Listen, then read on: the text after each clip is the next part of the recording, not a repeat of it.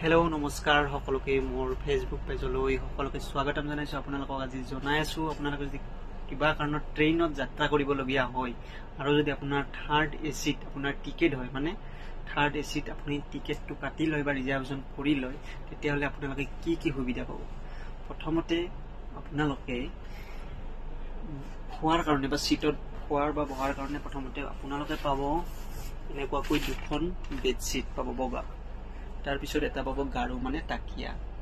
তাৰপিছত পাব আপোনালোকে এখন কম্বল পাব, ঠাণ্ডা লাগে ইয়াতে চিট আহিলে। এইখিনি আপুনি মানে ইয়াত ট্ৰেইনত থকাৰ সময়খিনিৰ কাৰণেহে পাব, বাহিৰত নিব নোৱাৰিব।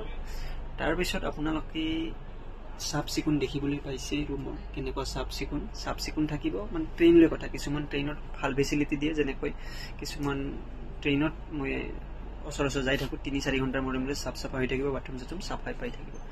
আপোনালোকে খানাটো আপোনালোকে নিজে কিনি খাব লাগিব বা অৰ্ডাৰ দিব লাগিব।